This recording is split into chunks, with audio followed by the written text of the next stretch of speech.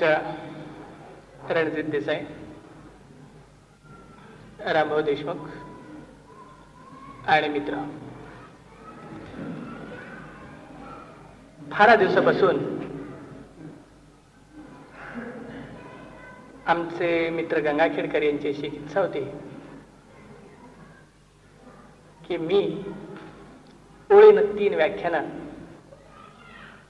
शिवाजी महाराजांच्या जीवनावर नांदेडला द्यावीत. आणि एका क्षणी मी ही व्याख्यानं द्यायचं कबूल करून बसलो. त्यावेळेला रणजित देसाई या अध्यक्ष म्हणून येणार आहेत याची मला जाणीव नव्हती. कारण रणजित देसाई हे माझ्या इच्छेविरुद्ध या ठिकाणी अध्यक्ष म्हणून बसलेले आहेत. नांदेडला रणजित देसाईंनी यावं आणि 3 दिवस फक्त खुर्चीवर गप्प बसावं, ही गोष्ट काही नांदेडच्या लोकांच्या हिताची आहे, फायद्याची आहे असं मला कधी वाटलं नाही. तेव्हा आपण सगळेजण आलेले आहात या निमित्तानं रणजित देसाई काहीतरी बोलतील ते ऐकण्यासाठी, आणि आपल्याला ऐकावं लागतंय. माझं व्याख्यान या आपल्या दुःखामध्ये मी सहभागी आहे.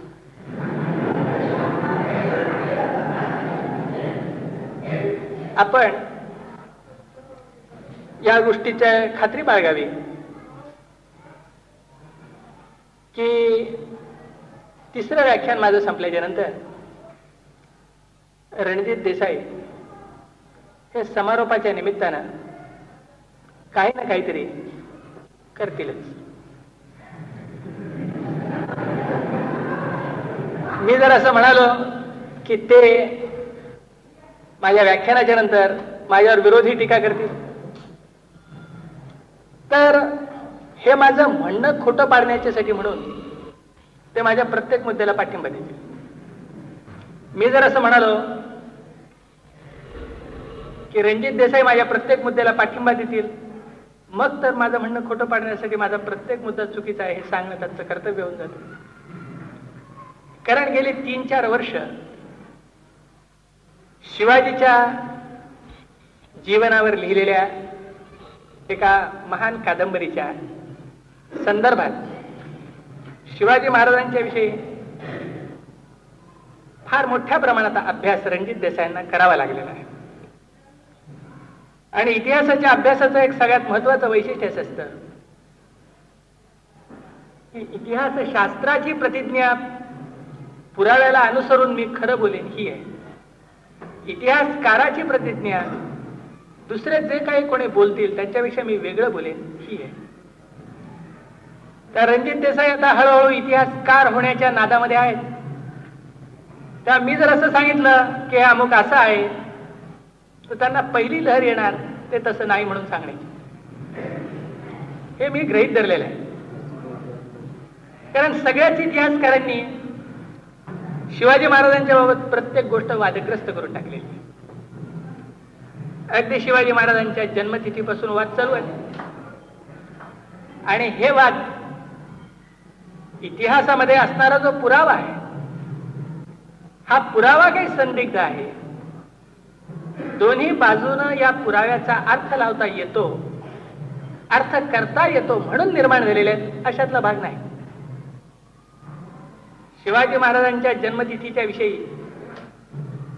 जे फार मोठ्या प्रमाणात वाद चालू आहे त्या वादाचं सगळ्यात महत्वाचं कारण जर असेल तर इतिहासानं उपलब्ध करून दिलेल्या पुराव्यातले मतभेद हा नाही, तर जे स्वतःला इतिहासकार म्हणवतात त्यांच्या व्यक्तिविशिष्ट अहंता आहे त्याचं कारण आहे. या शिवजन्मतिथीच्या वादापासूनच शिवाजीच्या विषयी बोलणं हे जास्त इष्ट.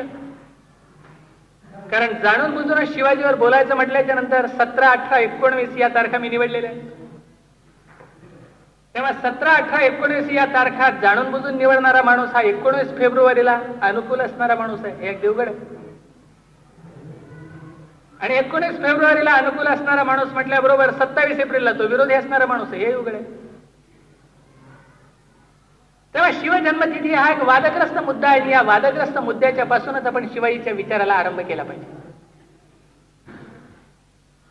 आमचे आचार्य अत्रे असं म्हणत असतात नेहमी की शिवाजी या नावाचा एक माणूस कधी का असेना होऊन गेला, याच्यावर इतिहासकारांचं एकमत आहे. ही एक आनंदाची गोष्ट आहे. त्याच्यावर एकमत नाही आहे इतिहासकारांचं. अत्रे विनोदी लेखक असल्याच्यामुळे त्याच्यावर एकमत आहे अशी त्यांची समजूत आहे. एकमत नाही आहे, कारण प्रत्येकाने शिवाजी या माणसाची जी व्यक्ती रेखा रंगवलेली आहे ती परस्पराच्या पेक्षा निराळी आहे. तेव्हा एकाच लेबल खाली वावरणारे 3, 4, 5 व्यक्तिमत्व शिवाजी या नावानं महाराष्ट्रामध्ये प्रचलित आहे. त्यातल्या प्रत्येक बाबीवर वाद आहे, प्रत्येक पैलूवर वाद आहे, पाहण्याच्या दृष्टिकोनावर वाद आहे. आणि या सर्व वादांना आरंभ शिवाजी महाराजांच्या जन्मतिथीपासून होतो. जन्मतिथीविषयीचा जो वाद आहे, या वादाला जर कोणी कारण असतील, शास्त्री बा पुढे येऊन बसा. जर या वादाला कोणी कारण असतील तर लोकमान्य टिळक हे त्याला कारण आहे. सदहेतून लोकमान्य टिळकांनी या वादाला नकळत प्रारंभ केला. त्यातले दोन्ही शब्द आपण लक्षात घ्या की लोकमान्य टिळकांनी सदहेतून नकळत या वादाला प्रारंभ केला. हेतू चांगला होता त्यांचा आणि वादाला प्रारंभ होईल असं काही त्यांना वाटलं नाही. नकळत वादाला प्रारंभ झाला. घटना अशा प्रकारची घडली की देशाच्या राजकारणाची सूत्र सांभाळत असताना टिळकांना असं वाटायला लागलं की राष्ट्रीय पुनरुत्थान जर सुरू व्हायचं असेल तर त्या निमित्तानं काही राष्ट्रीय उत्सव सुरू व्हायला पाहिजे. आणि या राष्ट्रीय उत्सवाच्या दृष्टीनं शिव जन्मतिथीचा उत्सव किंवा शिवाजी उत्सव सुरू करावा असं लोकमान्य टिळकांनी ठरवलं. आणि आता हा शिवाजी उत्सव जर सुरू करायचा असेल तर या शिवाजी उत्सवाच्यासाठी तारीख पाहिजे. कारण शिवाजी महाराज हे वंदनीय, ते पूज्य, आदरणीय. महाराष्ट्रामध्ये वंदनीय आणि पूज्य यांची सुद्धा खातेवारी झालेली आहे.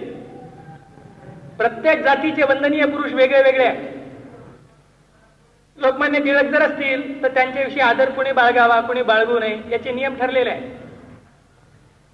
ते लोकमान्य टिळकांना लागू आहेत, महात्मा गांधींना लागू आहेत, आंबेडकरांना लागू आहेत, रामदास स्वामी पर्यंत सगळ्यांना लागू आहेत. कोणी आदर बाळगावा, कोणी आदर बाळगू नये याला अपवाद असतील तर फक्त शिवाजी महाराज आहेत. ते फार काळ राहतील असं नाही, कारण एकदा सगळी जायदाद वाटून घ्यायची ठरल्याच्या नंतर एकच पुतळा कसा शिल्लक ठेवता येईल. तेव्हा तुर्तास त्याच्यावर भांडण चालू आहे की यांच्याविषयी तुम्हाला अभिमान बाळगण्याचा हक्क काय. आम्हाला अभिमान बाळगण्याचा हक्क जन्मसिद्ध आहे. तर निदान महाराष्ट्रामध्ये शिवाजी हा एक असा माणूस आहे की सर्व सवर्ण हिंदूंना त्याचा अभिमान आहे. निदान म्हणतोय मी, निदान शिवाजी हा एक असा माणूस आहे की ज्याच्याविषयी महाराष्ट्रामध्ये सर्व सवर्ण हिंदूंना अभिमान आहे. आणि अस्पृश्यांनी शिवाजीच्या विरोधी कधी विधान केलेले नाही. मुसलमानांचा प्रश्न आपण बाजूला सोडतो. तेव्हा शिवाजी महाराजांचं जर साह्य राष्ट्रीय पुनरुत्थान होत असेल तर ते घ्यावं, पण ते घ्यायचं असेल तर शिवाजीचा उत्सव सुरू कसा करणार. ज्या काळात लोकमान्य टिळकांनी हा सगळा उद्योग सुरू केलेला आहे 1895च्या सुमाराला, त्या काळामध्ये शिवाजी महाराजांच्या ऐतिहासिक संशोधनाची बहुतेक सगळी महत्वाची साधनं अजून अज्ञात होती. अजूनही ऐतिहासिक पत्रव्यवहार फारसा उजेडात आलेला नव्हता. इतिहासाचार्य राजवाडे यांनी प्रवर्तित केलेलं कागदपत्राचं युग नुकतंच सुरू झालेलं होतं. ते काय अजून वैभवाला येऊन पोहोचलेलं नव्हतं. शिवाजी महाराजांच्या जीवनाशी निगडीत असणाऱ्या ज्या महत्वाच्या अशा साधन साहित्याच्या याद्या आहेत त्या अजून हाताशी लागलेल्या नव्हत्या. अशा अवस्थेमध्ये मल्हार रामराव चिटणीसाची जी बखर होती, एवढी एकच बखर शिवाजी महाराजांच्या जन्मतिथीचा पुरावा म्हणून डोळ्यासमोर होती. मल्हार रामराव चिटणीस याच्या बकरीची जेवढी हस्तलिखित सापडत असत प्रत्येक हस्तलिखितामध्ये स्वतंत्र तिथी असते. प्रत्येक ठिकाणी स्वतंत्र असल्याच्यामुळे काय घ्यावं हे लोकमान्य टिळकांना नक्की ठरवता येईना. सगळ्या बकरींच्या जेवढ्या हस्तलिखित प्रती होत्या त्यात एक गोष्ट नक्की होती की शिवाजीचा जन्म शक्य 1549 ला झाला, म्हणजे इसवी सन 1627 ला झाला. तर लोकमान्य टिळक म्हणाले सर्व हस्तलिखिताचं यावर एकमत आहे, म्हणून शक्य 1649 आपण गृहीत धरून चालू. सगळ्यांचं वैशाख महिन्यावर एकमत होतं, त्यामुळे शक्य 1549 वैशाख आपण नक्की गृहीत धरून चालू. मग काही जण प्रतिपदा सांगत होते, काही द्वितीया सांगत होते, काही पंचमी सांगत होते, त्याच्यावर मतभेद होते. ज्या वर्षी टिळकांनी उत्सव सुरू केला त्या वर्षी द्वितीयेला रविवारी येत होता, म्हणून लोकमान्य टिळक म्हणाले आपण द्वितीयेवर एकमत गृहीत धरू. अशा रीतीनं वैशाख शुद्ध द्वितीया शक्य 1549 ही शिवाजीची जन्मतिथी ठरली. त्यात 1549 ला बकरीचा आधार आहे, वैशाखाला बकरीचा आधार आहे, द्वितीयेला रविवार त्या वर्षी आला होता इतकाच आधार आहे. काही पोथ्यांच्या मध्ये द्वितीय आहे. यानंतर उत्सव सुरू झाला. हळूहळू ही द्वितीया लोकमानसामध्ये पक्की बसली. इतिहास ही एक अशी चमत्कारिक गोष्ट आहे की ज्या वेळेला काही काळाच्या नंतर न नाकारता येण्याजोगा एखादा जबरदस्त पुरावा समोर येतो, त्यावेळेला इतिहासकाराला तो पुरावा मुकाट्याने स्वीकारावा लागतो, मागची मतं दुरुस्त करून घ्यावी लागतात. कलावंताला जे स्वातंत्र्य येते का इतिहासकाराला स्वातंत्र्य नाही. कलावंत हा 100 पुरावे डोळ्यासमोर जरी आले तरी ते नजरेआड करू शकतो. इतिहासकाराला ती परवानगी देण्यात आलेली नाही. कलावंत म्हणत असताना जे स्वतःला कलावंत म्हणवतात ते असं मला अभिप्रेत आहे. खऱ्या कलावंताला ते स्वातंत्र्य असं मला वाटत नाही. परंतु इतिहासकाराला तर अजिबातच स्वातंत्र्य नाही. आणि म्हणून ज्या वेळेला नवीन पुरावे उजेडात यायला लागले तेव्हा नवीन पुरावा पहिल्यांदा उजेडात आला ती जेधे शकावली. जेधे शकावली लोकमान्य टिळकांच्याच कडे पडून होती 6-7 वर्ष. लोकमान्य टिळकांना ती शोधून काढायला तपासायला वेळ मिळालाच नाही. शेवटी मंडालेच्या तुरुंगातून लोकमान्य टिळक सुटून आल्याच्या नंतर टिळकांनी ही जेधे शकावली उचलली आणि इतिहास संशोधन मंडळाच्या हवाली केली. या जेधे शकावलीत असं लिहिलेलं आहे की शिवनेरीवर शिवाजी महाराजांचा जन्म फाल्गुन वद्य तृतीया शक्य 1551 ला झाला. हे फाल्गुन वद्य तृतीया शक्य 1551 असं जेधे शकावलीचं म्हणणं. आणि वैशाख शुद्ध द्वितीया किंवा वैशाख शुद्ध द्वितीया असो की पंचमी असो, वैशाख शुद्ध शक्य 1549 हे मल्हार रामराव चिटणीसांचं म्हणणं. हे दोन म्हणणं ज्या वेळेला समोर यायला लागले त्यावेळेला वाद निर्माण झाले. त्याही वेळेला आपण असं जर गृहीत धरलं की दोनच बाबी आपल्या डोळ्यासमोर आहेत. एक मल्हार रामराव चिटणीसाची बकर आहे, दुसरी जेधे शकावली आहे. हे दोनच पुरावे आपल्या डोळ्यासमोर आहेत असं जरी गृहीत धरलं तरी जेधे शकावली हा मित्यांची नोंद करणारा समकालीन अस्सल अधिक विश्वसनीय पुरावा आहे. आणि मल्हार रामराव चिटणीस हा योगायोगानं काही मित्या बरोबर किंवा चूक नोंदविणारा उत्तरकालीन पुरावा आहे. योगायोगानं मित्या नोंदविणारा उत्तरकालीन पुरावा आणि मित्या नोंदविणं हाच ज्याचा हेतू आहे असा अधिक विश्वसनीय समकालीन पुरावा यांच्या तुलनेची जर वेळ आली तर जेधे शकावली हे सर्वोच्च समजायला पाहिजे. पण इतक्या सहजासहजी लोक ही गोष्ट कबूल करायला तयार होईना. या अवस्थेमध्ये तंजावर मधून एक लेख बाहेर आला. हा तंजावरच्या क्युरेटरने लिहिलेला होता. इतिहास संशोधनाचा सगळ्यात मोठा त्रास असेल तर तो हा आहे की पहिल्या लेखात जे लिहितो ते बहुशः चूक असतं आणि पहिल्या लेखात जे लिहितो ते दीर्घकाळ लोकांच्या मनात राहिल्याच्यामुळं ते त्यांच्या मनातून काढून टाकणं फार कठीण होतं. हा जो पहिला लेख लिहिला गेलेला या पहिल्या लेखामध्ये असं सांगितलेलं आहे की तंजावरला वृद्धीश्वरचा एक शिलालेख आहे, जो बृहदीश्वराचा शिलालेख म्हणून ओळखला जातो. या शिलालेखामध्ये शिवाजी महाराजांची जन्मतिथी शक्य 1551 फाल्गुन वद्य तृतीया सांगितलेली आहे. या शिलालेखाच्या आधारे कोणी परमानंद नावाच्या कवीनं शिवाजीचं एक चरित्र लिहिलेलं आहे.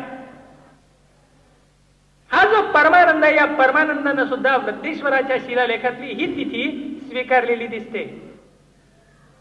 आता बघा, क्युरेटरच्या म्हणण्याचा ताप काय तो. वृद्धीश्वरचा शिलालेख आहे शक्य इसवी सन 1803 मधला. मल्हाररामराव चिटणीसाचा काळ आहे इसवी सन 1810च्या सुमारासचा. इसवी सन 1810 आणि 1803 दोघंही उत्तरकालीन. पण त्यातल्या त्यात एक उत्तरकालीन महाराष्ट्रातला, दुसरा उत्तरकालीन महाराष्ट्राच्या बाहेरचा. तेव्हा या दोन उत्तरकालीनांच्या मध्ये महाराष्ट्रातला प्रमाण. वृद्धीश्वरच्या शिलालेखाचा अनुवाद करणारा परमानंद, म्हणून परमानंदाला स्वतंत्र पुरावा या नात्याला किंमतच नाही. इथून इतिहास संशोधनाला आरंभ झाला आणि नंतर असं लक्षात आलं की हा परमानंदाचा जो ग्रंथ आहे, या परमानंदाचा ग्रंथ वृद्धीश्वराच्या शिलालेखावरून आलेला नाही, परमानंदाच्या ग्रंथावरून वृद्धीश्वराचा शिलालेख आलेला आहे. आणि म्हणून परमानंद हा जुना ठरला. पण कितीही जुना ठरला तरी तंजावरचा, तंजावरला त्याला काय माहिती असणार. अधिक संशोधनांनी असं लक्षात आलं की हा परमानंद नेवासाचा राहणारा. त्यामुळे परमानंद हा मल्हाररामराव चिटणीसापेक्षा जुनाही ठरला आणि महाराष्ट्रातलाही ठरला. म्हणून परमानंदाचं महत्व वाढलं. मग परमानंदाचं पुस्तक चिकित्सकरित्या संपादित करण्यात आलं. चिकित्सक संपादने करीत असताना असं लक्षात आलं की हा परमानंद शिवाजीला समकालीन. अधिक संशोधनांनी असं लक्षात आलं की हा नुसता शिवाजीला समकालीन नाही, हा शिवाजीच्या जवळ वावरणारा, शिवाजीच्या खास विश्वासातला. आणि सगळ्यात शेवटी दत्तोबंत आपटेंकडे लक्ष वेधलं की यांनी आपलं काव्य शिवाजीच्या दरबारात बसून शिवाजीच्या आज्ञेनं लिहिलं आणि हा परमानंद शिवाजीच्या पूर्वी मरून गेला. म्हणजे शिवाजीची जी जन्मतिथी परमानंद लिहितोय, त्या जन्मतिथीचं वैशिष्ट्य काय की ही जन्मतिथी शिवाजी जिवंत असताना शिवाजीच्या दरबारात एका कवीनं शिवाजीच्या डोळ्यासमोर नोंदवलेली तिथी आहे. ही तिथी नोंदवणारा माणूस मरून गेला, शिवाजी अजून जिवंत होता, त्याने हा ग्रंथ प्रोटेक्ट केलेला आहे, संरक्षित केलेला आहे. त्यानंतर त्याच्या वंशजांनी संरक्षित केलेला आहे. या ग्रंथामध्ये जी तिथी नोंदवलेली आहे ते फाल्गुन वद्य द्वितीया शक्य 1551 ही तिथी आहे. परमानंदाने फाल्गुन वद्य द्वितीया शक्य 1551 ही तिथी नोंदवल्याच्यामुळं एक गोष्ट निकालात निघाली की शिवाजी महाराज स्वतःचा जन्म फाल्गुन वद्य तृतीया शक्य 1551 झाला असं मानत असत. म्हणजे 19 फेब्रुवारी 1630 ही जी शिवाजीची जन्मतिथी आहे ती परमानंदानेच दिलेली असं नव्हे, जेधे शकावलीनेच दिलेली असं नव्हे, तर स्वतः शिवाजी महाराज सुद्धा आपला जन्म त्या स्थितीला झाला असं मानत असत. कारण त्यांच्या दरबारात ती स्थिती रूढ होती. पण नव्यानं काही इतिहास संशोधक असे सुरुवात झालेले आहेत की त्यांच्या मनात शंका आहे की शिवाजी जेव्हा जन्माला त्याला मोठा होता कुठं, जेव्हा जन्माला आला तेव्हा तो लहान होता. जन्माला आला त्यावेळेला तो जर जाणता असता आणि स्वतःच्या अक्कल हुशारीनं स्वतःच्या जन्माला जर तो साक्षीदार राहू शकला असता तर शिवाजीचं मत आम्ही प्रमाण मानलं असतं. पोरं सोरं लहानपणी काही खरं म्हणतात, काही खोटं म्हणतात. तेव्हा जे शिवाजीला कळालं नाही, जे शिवाजीला माहिती नव्हतं, ते हुडकून काढण्याचा उद्योग सेतुमाधवराव पगडींचा. सेतुमाधवराव पगडींचं म्हणणं हे आहे की शिवाजीचा जन्म हा 12 मार्च 1628 ला झाला. आता 12 मार्च 1628 ला झाला, याचं कारण काय? कारण एकच की परमानंदाने असं लिहिलेलं आहे की ज्या वेळेला शिवाजी जन्माला आला त्यावेळेला शहाजी दर्याखानाशी लढत होता. दर्याखान 1628ला शहाजीशी लढत होत. त्यानंतर दर्याखान मरून गेला. तेव्हा ज्या अर्थी शहाजी शिवाजीच्या जन्माच्या वेळेला दर्याखानाशी लढत होता त्या अर्थी दर्याखानाच्या लढाईचा इसवी सन 1628 असला पाहिजे. पण परमानंद ज्या अर्थी शिवाजी फाल्गुनात जन्माला म्हणतो त्या अर्थी शिवाजी फाल्गुनात जन्माला असला पाहिजे. परमानंद तृतीया म्हणतो त्या अर्थी तृतीया असली पाहिजे.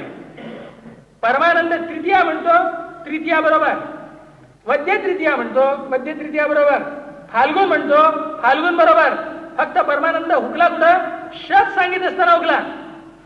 शक्य 1551 म्हणतोय तो, त्याने 1550 म्हणायला पाहिजे, कारण दर्याखान जो आहे 1628 ला मेला. हेतू माधवरावांची गफलत जर असेल तर ती या ठिकाणी आहे की शिवाजीच्या दरबारामध्ये बसून शिवाजीचं चरित्र लिहिणारा परमानंद शिवाजीवर प्रमाण मानण्याच्या ऐवजी ते दर्याखानावर प्रमाण मानायचे.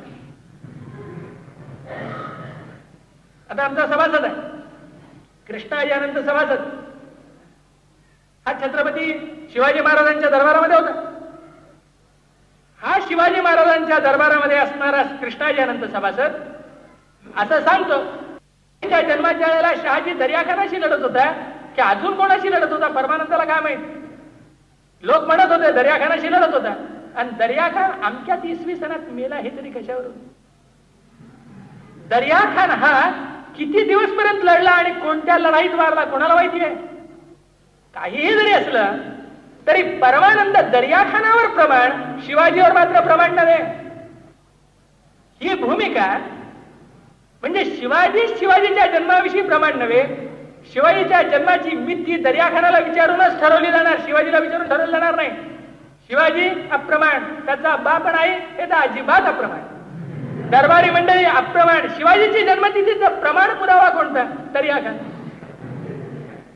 ही जी संशोधनाची पद्धत आहे त्या पद्धतीचा अर्थ फक्त इतकाच आहे, मीही काही मतं मांडू शकतो, मला काही मतं मांडता येत नाहीत की काय. आमचं एक वंदनीय संशोधक कैलासवासी शेजवलकर हे नेहमी एक गोष्ट सांगत असत. प्रसिद्ध इतिहास संशोधक नानासाहेब सरदेसाई हे आरंभापासून मरेपर्यंत 1627 वादी होते. एके दिवशी शेजवलकर त्यांच्याकडे गेले आणि म्हणाले, नानासाहेब बाकीचा इतिहास संशोधनाचा वाद सोडून दे, तुमचं माझं जे स्नेहसंबंधाचं नातं, या स्नेहसंबंधाच्या नात्याच्या आधारे मला हे समजावून सांगा की हे 1627 चे पुरावे आहेत, हे 1630 चे पुरावे आहेत, याच्यातले समकालीन पुरावे कोणते आहेत? आपण मल्हार रामराव चिटणीस समकालीन मानता काय? सरदेसाई म्हणाले नाही. ठीक, आपण परमानंद समकालीन मानता की नाही? सरदेसाई म्हणाले मानतो. त्याला परमानंद 1630 सांगतो, समकालीन 1630 सांगतो, हे आपल्याला कबूल आहे की नाही? सरदेसाई म्हणाले कबूल आहे. मग ते म्हणाले जाहीररित्या 1630च्या तिथीला मान्यता का देत नाही आपण? ते म्हणाले तू वयाने लहान आहेस, तुला हे कळत नाही. बडोद्याला बसून मला अनंत यातना झालेल्या आहेत. या पुण्याच्या मंडळींची अशी समजूत आहे की वाद तेच लढू शकतात. आता रडा म्हणा, मी कधीच मान्यता देणार नाही.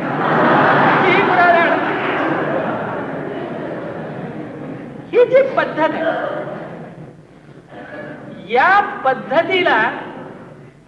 पद्धतीला महाराष्ट्र शासनही दुर्दैवानं बळी पडले.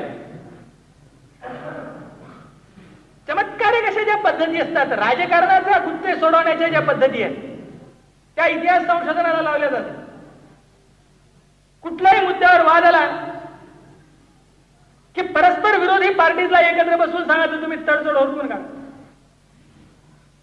आता एक पक्ष 1627 वाला, दुसरा पक्ष 1630 वाला, यांना एका कमिटीवर घेतलं, तडजोड ओळखून काढा म्हणले.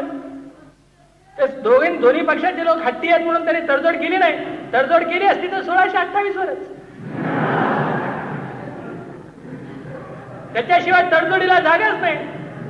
त्या सेतू बाजारावरची बाजू पक्की आहे. त्यात काही प्रश्न नाही. खरी गोष्ट अशी आहे की इतिहास संशोधनाबद्दलचे सगळे वाद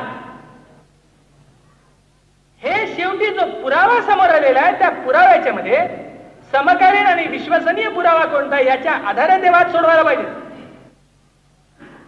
हे वाद 1627 वाले आणि 1630 वाले एका कमिटीवर एकत्र घेऊन एकमत करा आणि तुमचं एकमत होत नाही म्हणून आम्ही सोडवित नाही असे बेळगाव कारभार सारखे सोडविण्याचे वाद नाही.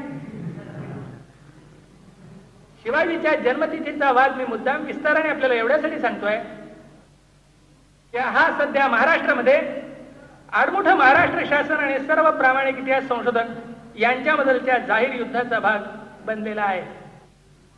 आणि ही लढाई तोपर्यंत चालणार आहे जोपर्यंत शासनाची मस्ती ज्ञानाच्या समोर नम्र होणार नाही. याला दुसरा इलाज नाही. 1627च्या तिथीला इतिहास संशोधकांची मान्यता मिळणार नाही. त्या तिथीला शिवाजी महाराजांचा उत्सव करणार असाल तर त्या तिथीला वक्ते म्हणून बोलायला आम्ही येऊ. मी जातच असतो आणि जाऊन सांगतो की फार चांगली गोष्ट आहे की आज आपण उत्सव घेतात. शिवाजी महाराजांचं पवित्र नाव कोण्याही दिवशी घ्यावं. ही मात्र जन्मतिथी नव्हे. जन्मतिथी 19 फेब्रुवारी. हा जो एक वाद चालू आहे त्या वादाच्या संदर्भात म्हणून मी मुद्दाम इतक्या तपशीलाने आपल्याला हे सांगितलं. खरं म्हणजे शिवाजी महाराजांचा जो जन्म आहे हा एवढा वादग्रस्त होण्याचं काही कारण नाही. त्याच्यावर इकडून किंवा तिकडून एवढं अकांड तांडव गाजविण्याचंही काही कारण नाही.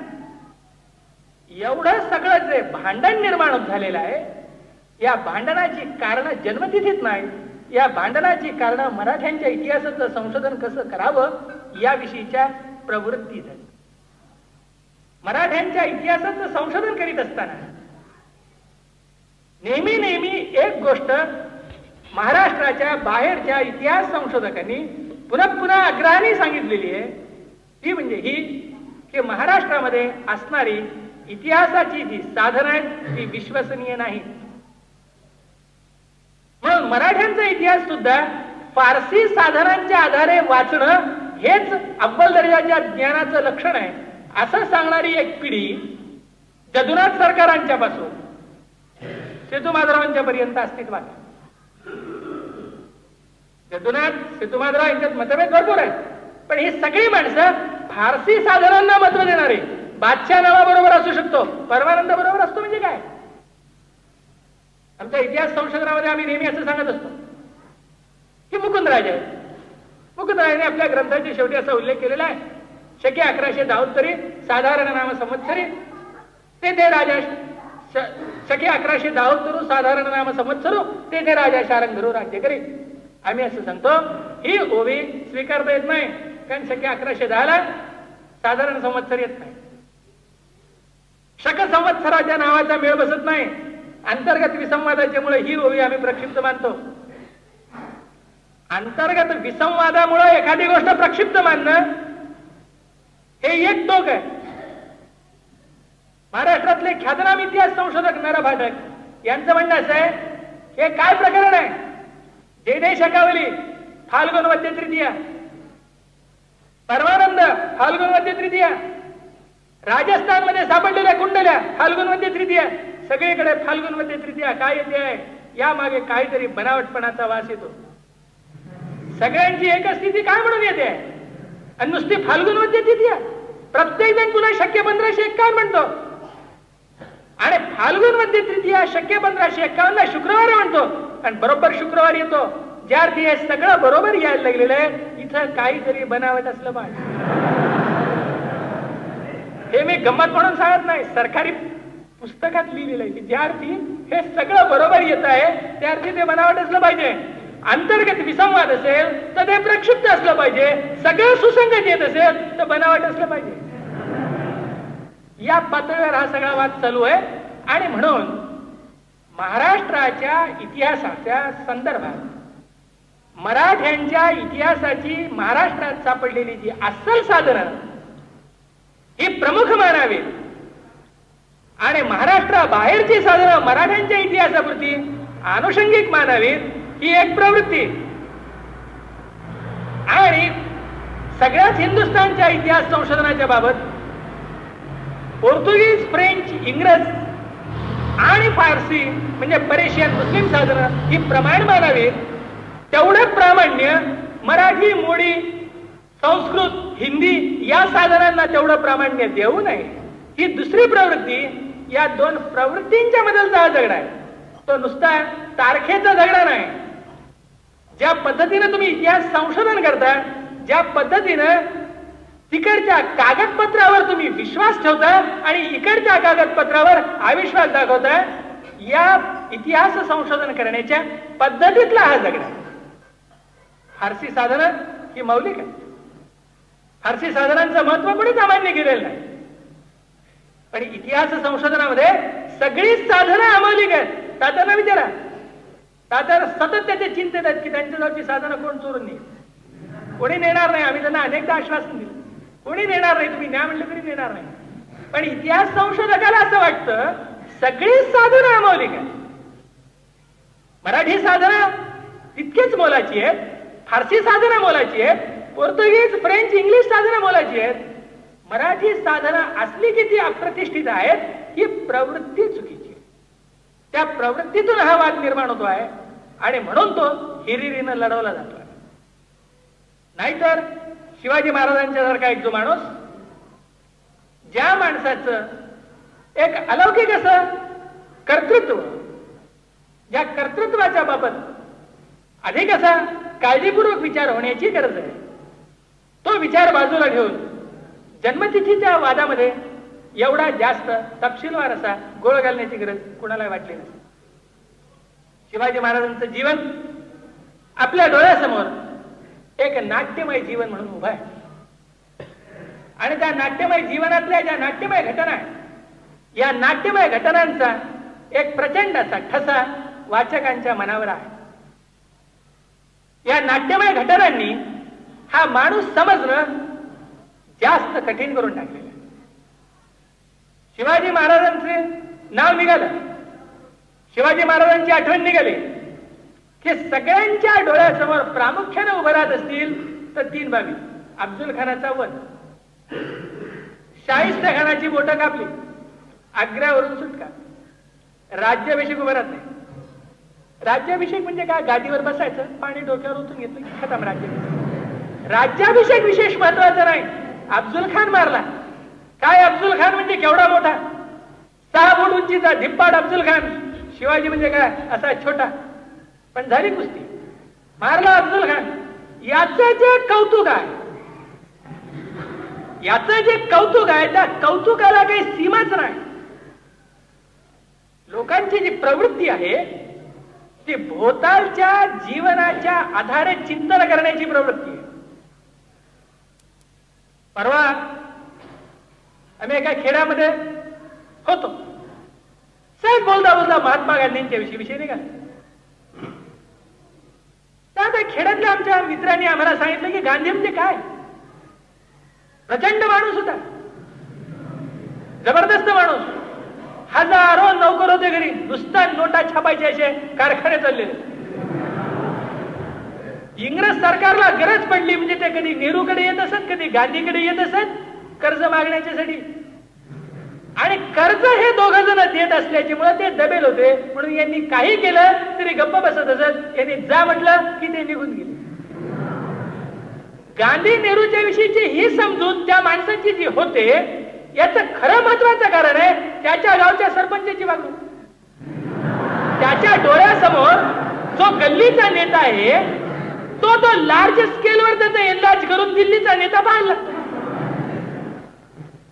आमच्या गावामध्ये जी गुंडगिरी चालू आहे, या गुंडगिरीमध्ये जो धटिंगण आहे तो विजयी होतो. त्यामुळे त्या धटिंगणाला मारणं हेच एक फार मोठं शौर्य होऊन जातं. जणू काही अफजल खान आणि शिवाजी यांचा निकाली कुस्तीचा सामना होता. उरलेले सगळे पंच म्हणून जमलेले होते. अफजल खानाची पाठ लाल मातीला टेकली रे की शिंगाडे फुंकले, विजय. खान मारणं ही शिवाजीच्या चरित्रातली अत्यंत गौण नगण्य महत्वाची घटना आहे. अफजल खानाचा वध ही शिवाजीच्या जीवनातली अत्यंत गौण आणि नगण्य महत्वाची घटना आहे. आग्र्याच्या सुटकेची आहे की आग्र्यावरची सुटका सुद्धा ही अत्यंत चिल्लर गोष्ट आहे. कारण जेलमधून सुटून पळून येणं ही गोष्ट काय शिवाजीनंच केली अशातला भाग नाही. अनेक महात्मे जेलमधून पळून जाणार आहे. घटनेला स्वतःच असं महत्व नसतं.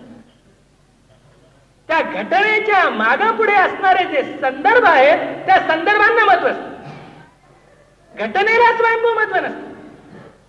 खान मारण्याला महत्व नसतं. आग्र्यावरून पळून येण्याला महत्व नसतं. त्याच्या मागापुढे असणारे जे संदर्भ आहेत या संदर्भाला महत्व असतं. हे संदर्भ विसरले गेले आणि घटनांचं नाटकीकरण सुरुवात झालं म्हणजे प्रचंड कर्तृत्वाचा माणूस ईश्वरी वरदानाचा पुतळा व्हायला लागतो. त्यातून एक नवा दैववाद निर्माण होतो की छत्रपती शिवाजी महाराज म्हणजे काय. शिवाजी महाराजांना भवानी माता प्रसन्न होती. तर कोणाला भवानी माता प्रसन्न होती कोणाला माहिती आहे. तुम्ही मला विचारा की तुम्ही राज्य का निर्माण केलं नाही. माझं उत्तर हजर आहे. आणा एक भवानी माता. ज्या दिवशी एक म्हणा दोन म्हणा जितक्या भावाने येतील तितक्या चांगल्या. कारण आपला हिंदू धर्म अनेक देववादी आहे. आपला हिंदू धर्म अनेक देववादी. भवानीचं प्रसन्न होण्याची काय गोष्ट आहे.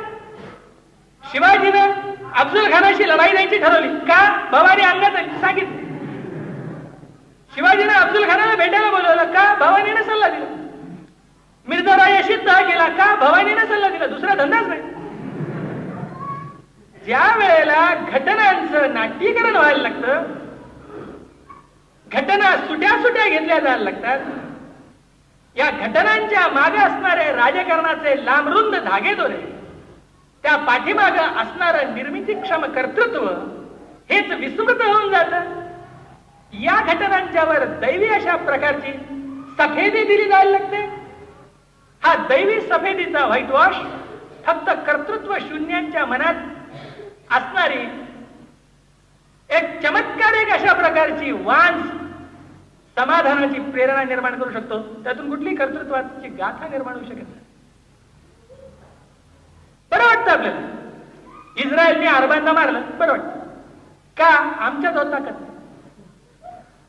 दिल्लीमध्ये ज्याप्रमाणे बायका भांडायला लागल्या म्हणजे असं म्हणतात थांब माझ्या नवऱ्याला येऊ दे त्यातला तो प्रकार आहे. इस्रायलने अरबांना मारलं म्हणजे बरं वाटतं आपल्याला. कारण अरबांना आपण मारण्याची ताकद नाही. ही जी एक चमत्कारिक अशी कर्तृत्व शून्य मनाची पद्धती असते की त्याला दुसऱ्याच्या कामामध्ये विरंगुळ असतो. त्याचा व्यत्यास आहे की आपल्या अकर्तृत्व शून्यतेवर दैवी पांघरुण घालण्याची संधी भवानीच्या आशीर्वादामुळे त्याला मिळते. तेव्हा शिवाजी महाराजांचं जीवन जर समजून घ्यायचं असेल तर त्यातली ही भवानी आधी बाजूला काढून टाकली पाहिजे. पहिली गोष्ट भवानी बाजूला काढली पाहिजे. आणि दुसरी गोष्ट शिवाजी हा गुणदोष युक्त व्यक्ती होता हे भान लक्षात ठेवलं पाहिजे. छत्रपती शिवाजी महाराज महापुरुष होते. जगात अनेकांच्या जवळ दोष आहेत पण महाराजांच्या जवळ दोष नव्हता. हा एक नवीन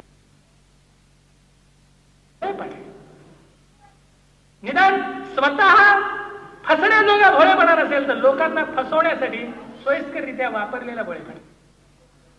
शिवाजी महाराजांच्या जवळ त्यांचे गुण होते. शिवाजी महाराजांच्या जवळ त्यांचे दोष होते. शिवाजी महाराजांच्या जवळ त्यांचं सामर्थ्य होतं. शिवाजी महाराजांच्या जवळ त्यांच्या स्वतःच्या मर्यादा. कोणताही महापुरुष जर तो इतिहासातला महापुरुष असेल हाडामासाची कर्तृत्ववान व्यक्ती असेल तर ती दोषांच्या पासून अलिप्त राहू शकत नाही. तिचं कर्तृत्व मर्यादा असू शकत नाही. त्या कर्तृत्वाला मर्यादा असते.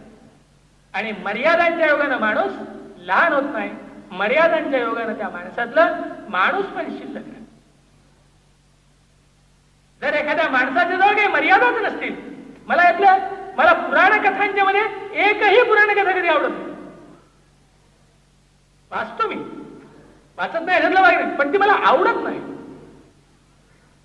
कारण पुराण कथांच्या मध्ये परमेश्वर हा सर्व शक्तिमान गृहीत धरल्याच्या नंतर कर्तुम अकर्तुम अन्यथा कर्तुम शक्ती परमेश्वराजवळ होती असं म्हटल्याच्या नंतर त्यांनी राक्षसाला मारलं, याच्यात काही पराक्रम केला असं वाटत नाही. ज्याच्याजवळ कर्तुम अकर्तुम अन्यथा कर्तुम शक्ती आहे त्यांनी एखाद्याला मारलं का आणि एखाद्याला जन्माला घातलं का?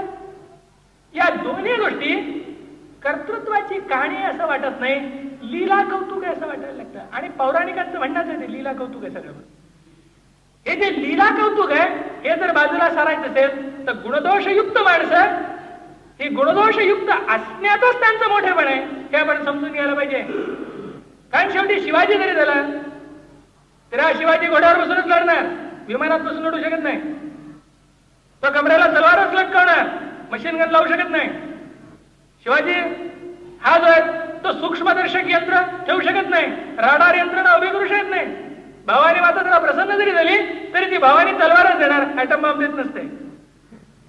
आणि शिवाजी केवढाही कर्तबगार माणूस जरी असला तरी जातीभेदांनी विस्कळीत झालेल्या हिंदू समाजाला हिंदुत्वाच्या अभिमानाने एकत्रित करून राज्य निर्माण करू शकत असतो.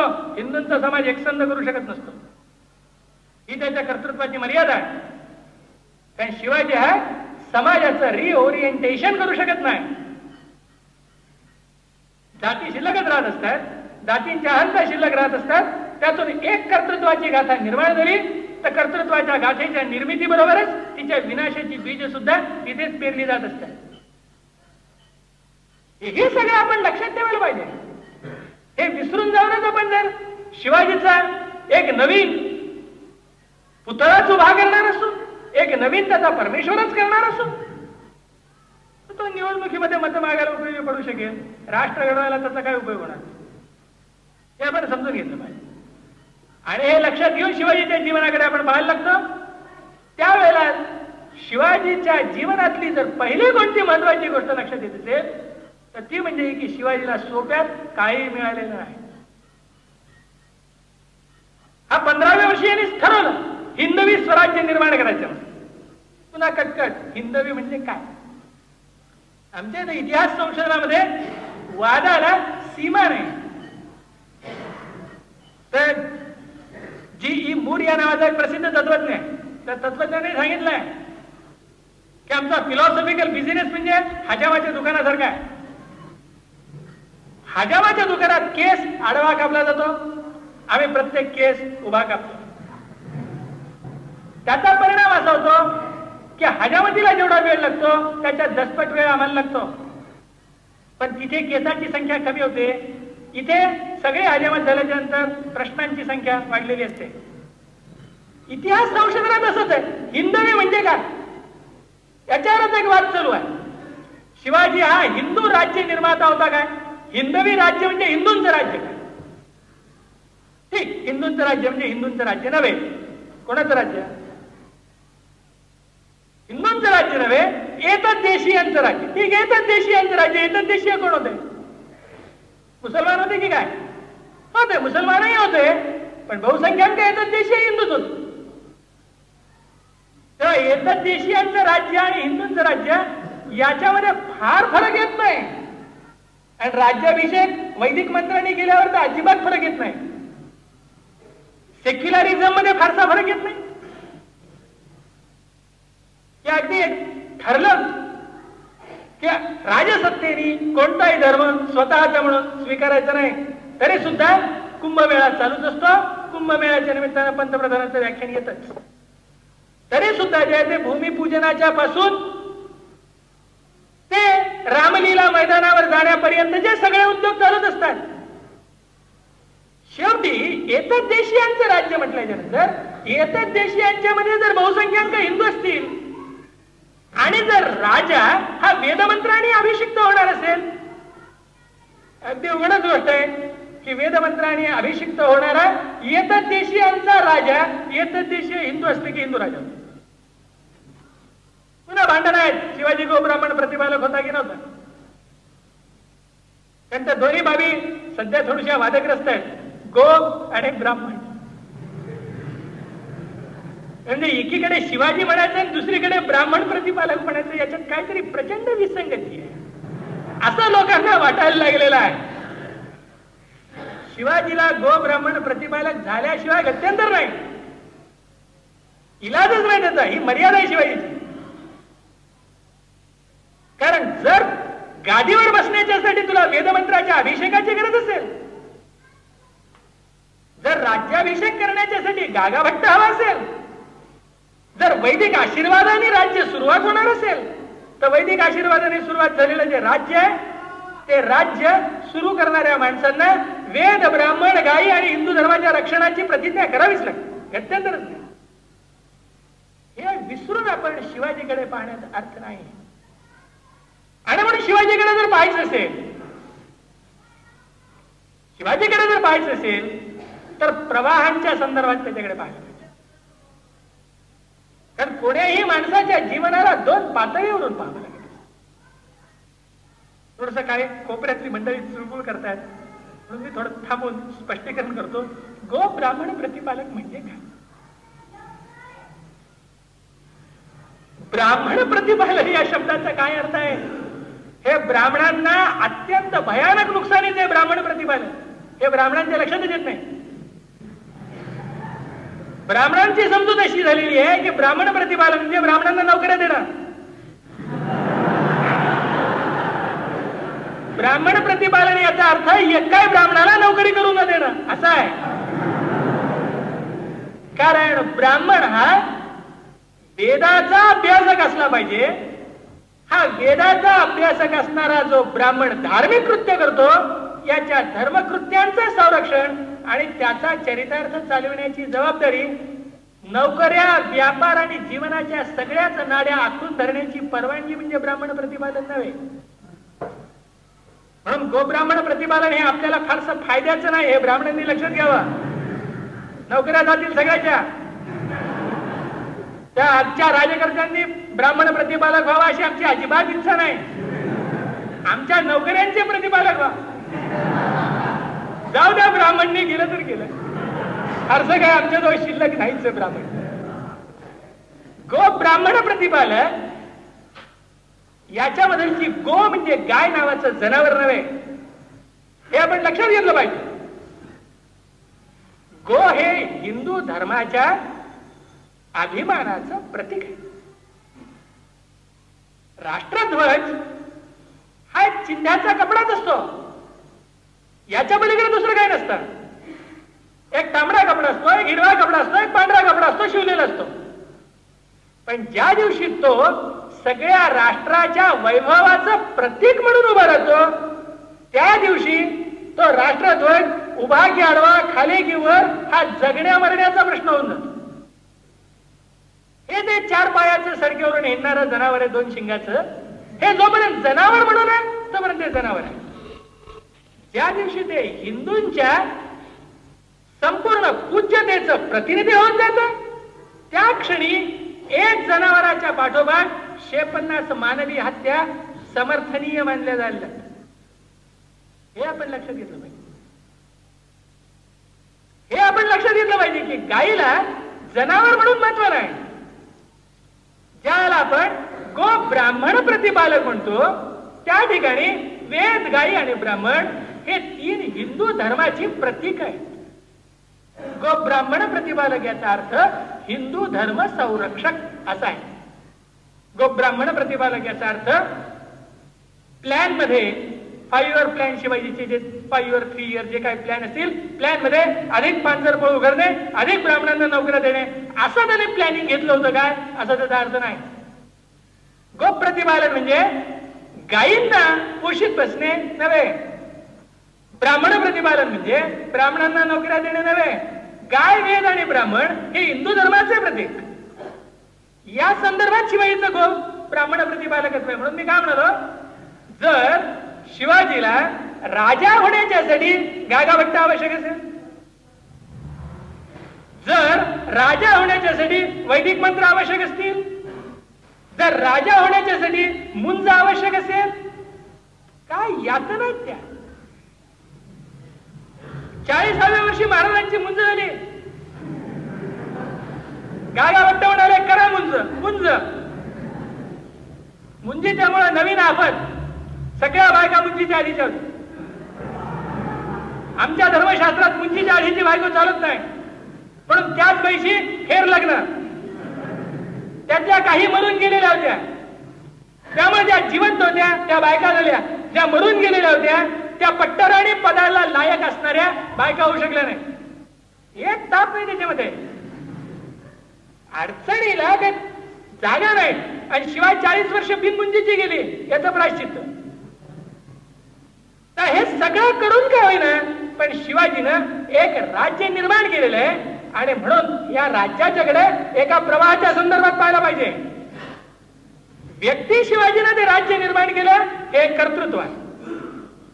हे कर्तृत्व आहे, तसा तो एक प्रवाह. प्रवाहाच्या संदर्भात आपण विचार करायला लागलो तर ज्या काळात शिवाजी राज्य निर्माण करतोय त्या काळामध्ये 2 प्रवाह अगदी उघड आहेत. एक प्रवाह मुस्लिम राजकारणाचा प्रवाह आहे.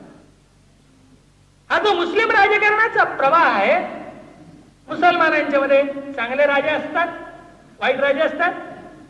चांगले आणि वाईट हिंदू मुसलमान सगळ्यांच्या मध्ये आहे.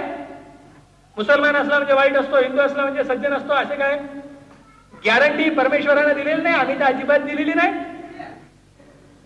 परंतु मुसलमान चांगला किंवा वाईट असणं ही निराळी गोष्ट आहे, आणि मुस्लिम राज्य ही एक निराळी गोष्ट आहे. कारण मुस्लिम राज्य एक प्रतिज्ञा करूनच आलेलं आहे. ही जी प्रतिज्ञा आहे ती धार्मिक प्रतिज्ञा आहे, सगळ्या जगाला मुसलमान करण्याची. हिंदुस्थानमध्ये मुसलमानांचं राज्य जे येतं, हे संबंध हिंदुस्थान हा मुसलमान करण्याची प्रतिज्ञा करूनच येतो. आणि या धार्मिक प्रतिज्ञेला वैयक्तिक स्वार्थाचे 1760 पदर जोडलेले आहेत. जे मध्ययुगीन जग आहे हे धर्मप्रधान जग. मध्ययुगीन जग धर्मप्रधान जग असल्याच्यामुळं या जगामधलं जे राजकारण चालतं, या राजकारणावर धर्माचं पांघरुण आहे. या जगामध्ये जे अर्थकारण चालतं, या अर्थकारणाला धर्माचं पांघरुण आहे. अंधश्रद्धांचा व्यवहार आहे, त्याला धर्माचं पांघरुण आहे.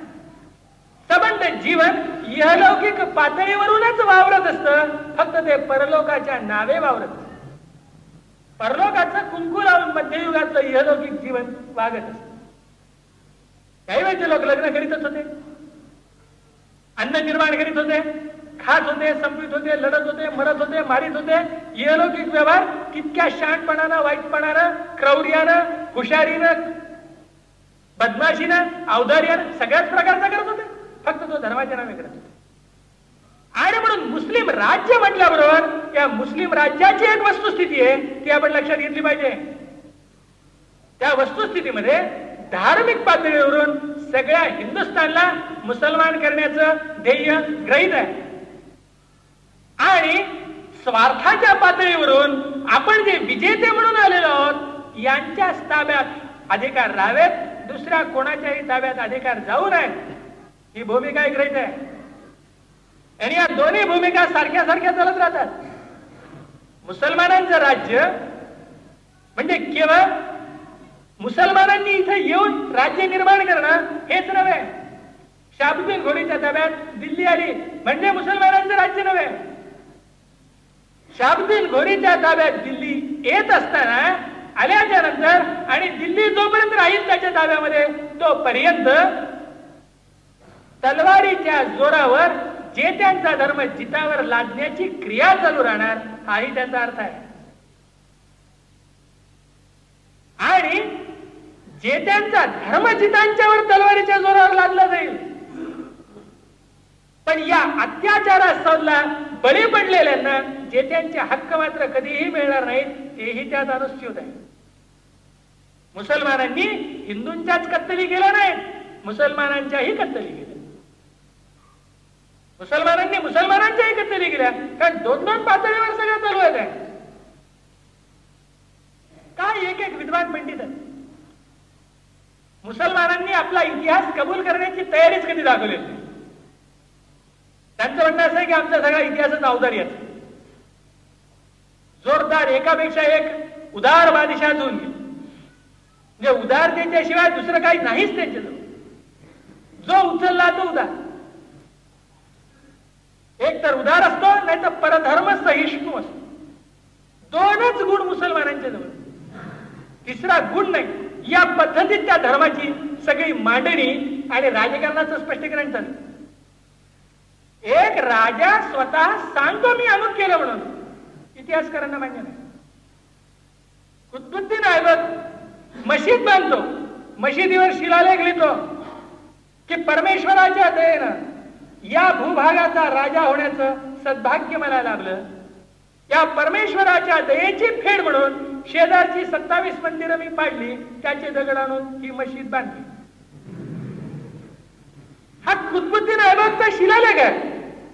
हा कुतुबुद्दीन ऐबक महान परधर्म सहिष्णू आणि अत्यंत उदारमतवादी होता असं मुसलमानांचं म्हणणं आहे. बरं, फार उदारमतवादी लोक नाहीत त्यांच्यामध्ये, ते कठीण होतं ते सगळं. कारण त्या कत्तलींना कोण्याही ठिकाणी अशी बंधनं नाही.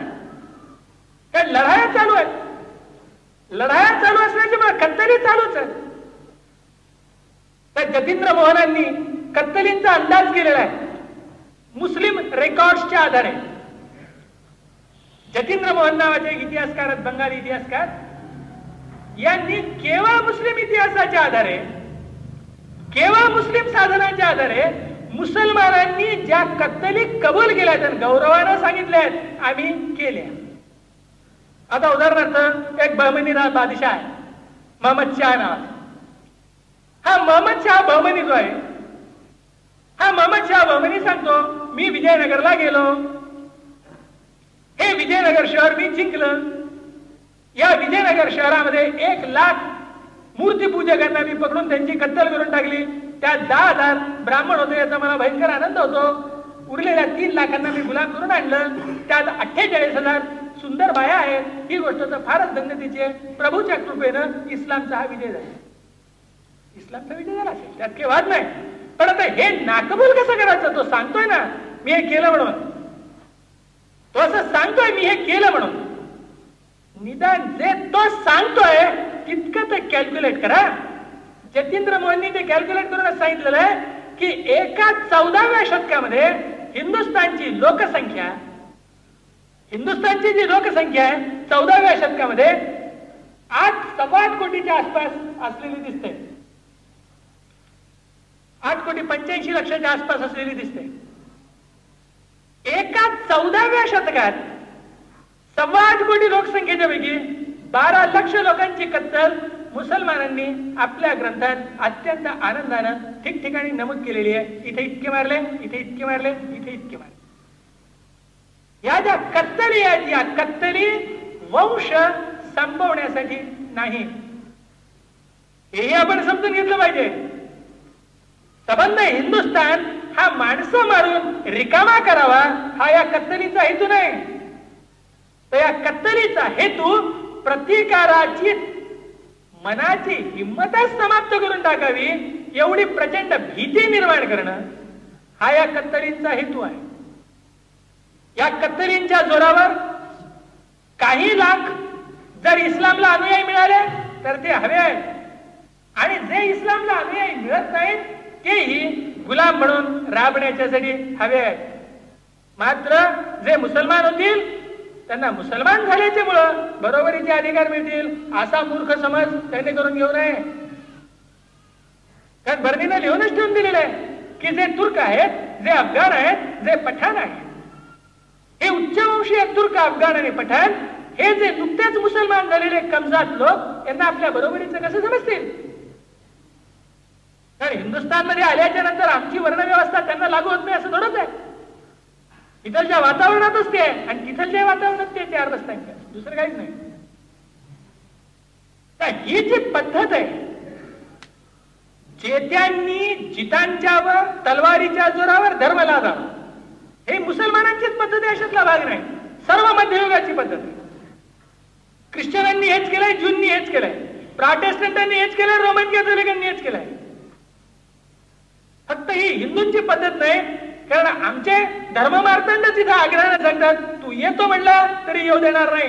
हा हौद असाच पाणी जात जात कोरडा होईल आणि अमर होऊन जाईल.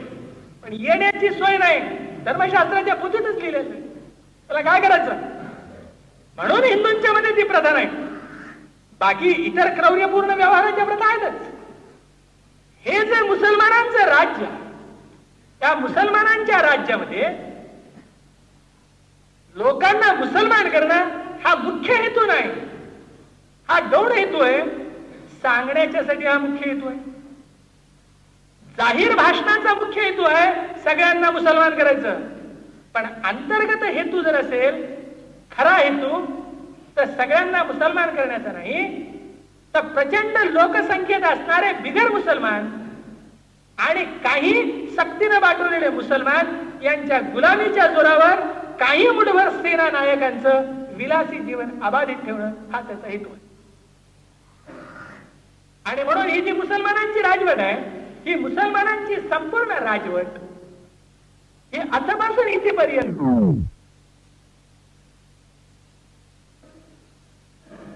आणि बिगर मुसलमानांना उत्पन्नाच्या 5 पट, याला म्हणतात खिराज, याला म्हणतात खिराज.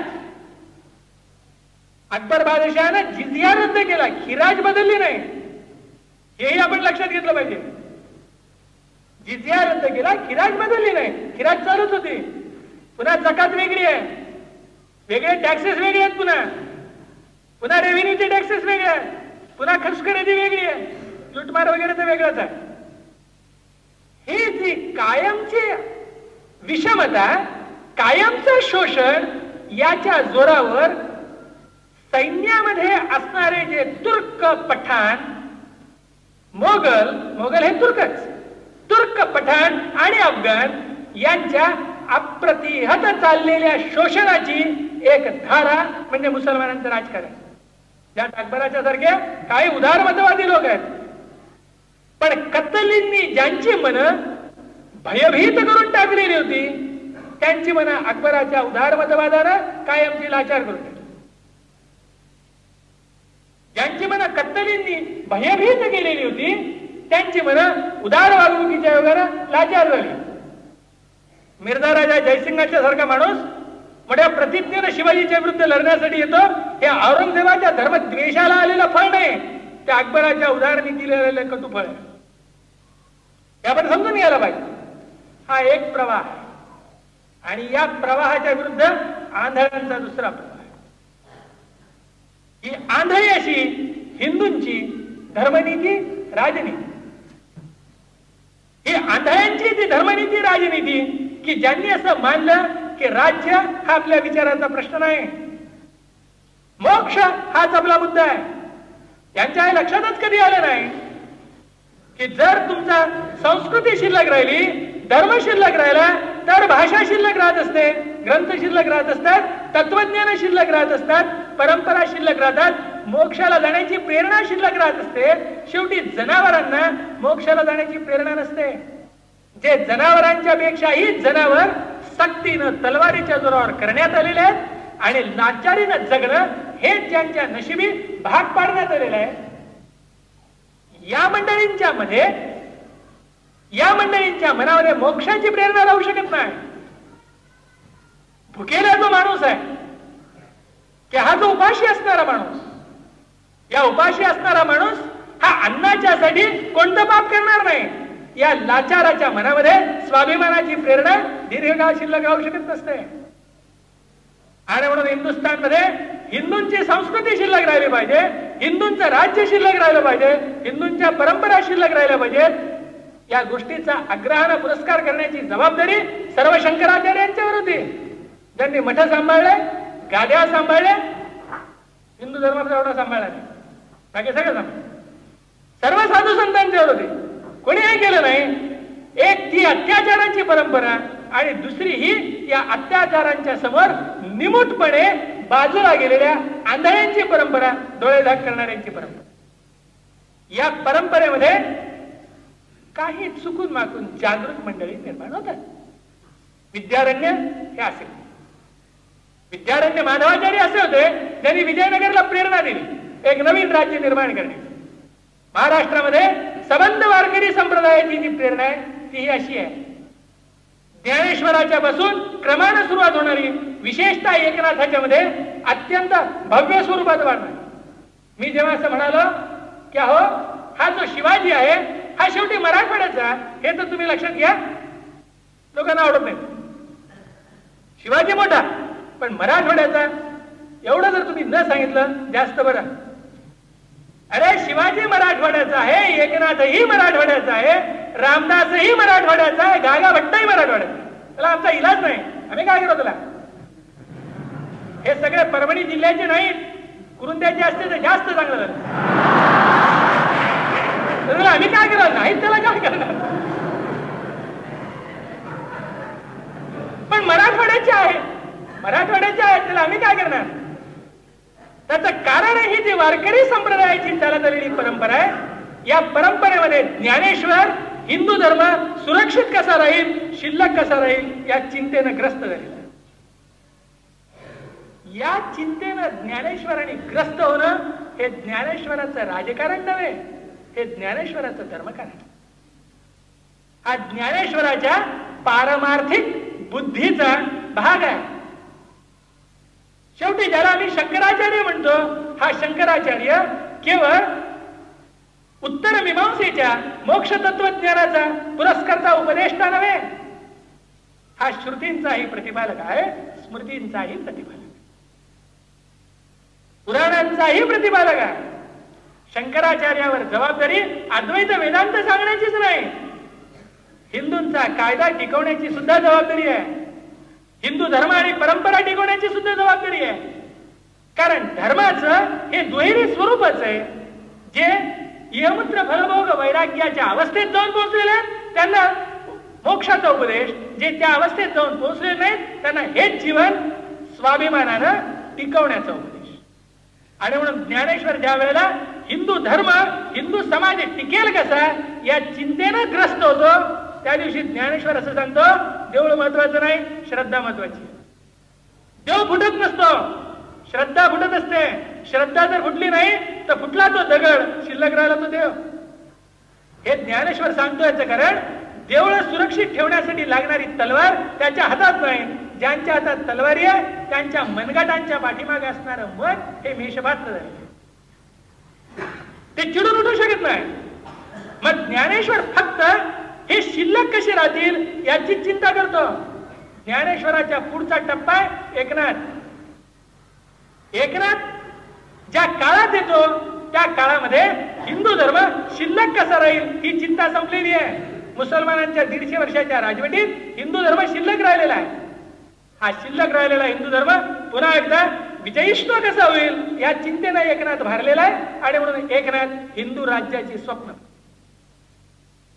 हे जे काशी मोकळी झाली, देवांच्या हातापायातल्या बेड्या तुटल्या, आनंदवन भुवनात आनंदी आनंद झाला, अभक्तांचा क्षय झाला, राक्षसांचा संहार झाला, हे सगळी एकनाथांची स्वप्न आहे.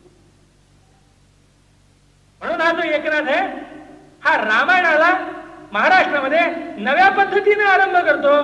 आणि म्हणून एकनाथ सांगतो की बाकीचे सर्व अवतार हे दुष्टांना दंडन करण्यासाठी, साधू सज्जनांचं प्रतिपादन करण्यासाठी आहे. हाच एक अवतार आहे जो देवांना बंदीखान्यातून सोडवण्यासाठी आहे. या वाक्याचा अर्थ तर आपल्याला कळायला पाहिजे. गावोगाव देऊळ असलं पाहिजे, हे देऊळ संरक्षित केलं पाहिजे, या देवळाच्या संरक्षणार्थ लढलं पाहिजे, लढताना मेलं पाहिजे, मारलं पाहिजे, हे आयुष्यात दाखल करून टाकलं एकनाथांनी.